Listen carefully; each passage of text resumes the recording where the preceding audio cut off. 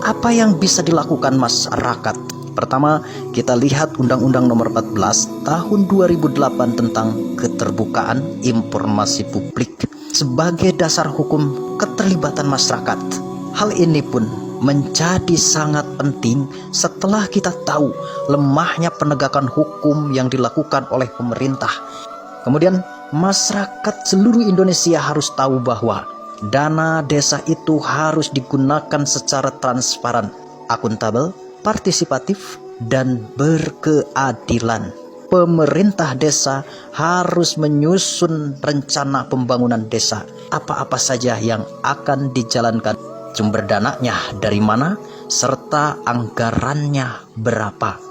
Pemerintah desa pun harus mengumumkan secara transparan, harus dipublikasi agar seluruh masyarakat desa mengetahui rencana pembangunan desa tersebut.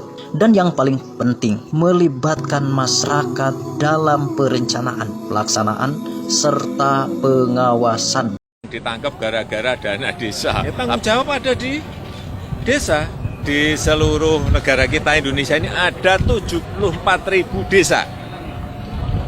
Uang itu ditransfer langsung dari pusat menuju ke desa, ya tanggung jawab ada di desa. Dan juga masyarakat harus tanggung jawab, ikut mengawasi, ikut mengontrol uang itu jadi barang apa, apakah jadi irigasi, apakah jadi jalan, apakah jadi apa, barang-barang yang lain harus ikut mengawasi. Nggak mungkin pemerintah pusat, pemerintah provinsi, pemerintah daerah mengikuti segitu banyaknya desa. Kontrol yang paling baik, pengawasan yang paling baik itu adalah dari masyarakat.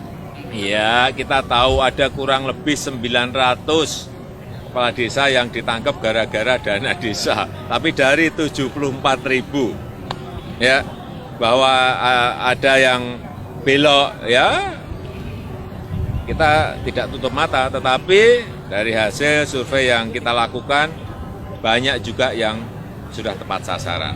Memang perlu diperbaiki prosedurnya agar lebih simpel. Perbaiki pengawasannya. Sekarang kan ada Satgas pengawasan, tapi yang paling penting pengawasan itu oleh masyarakat.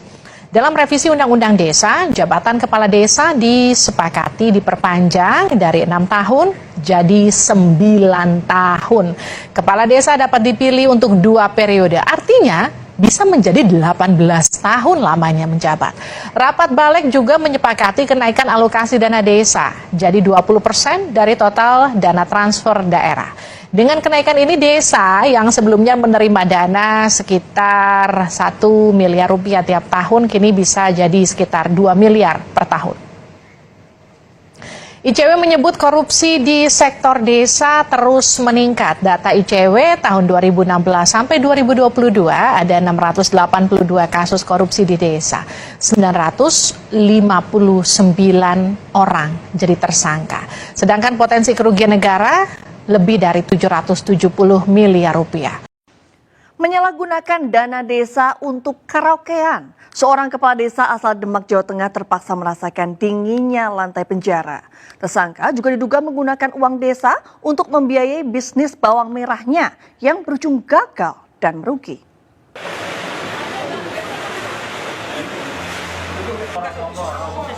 Dalam razia penyakit masyarakat, Agus Triyono, Kepala Desa Kuncir, Kecamatan Wonosalam, Demak, Jawa Tengah, terjaring petugas.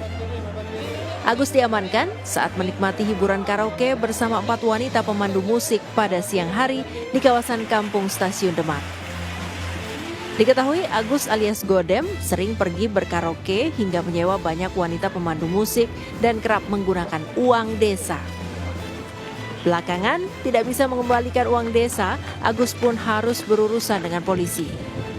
Agus mengaku menyesal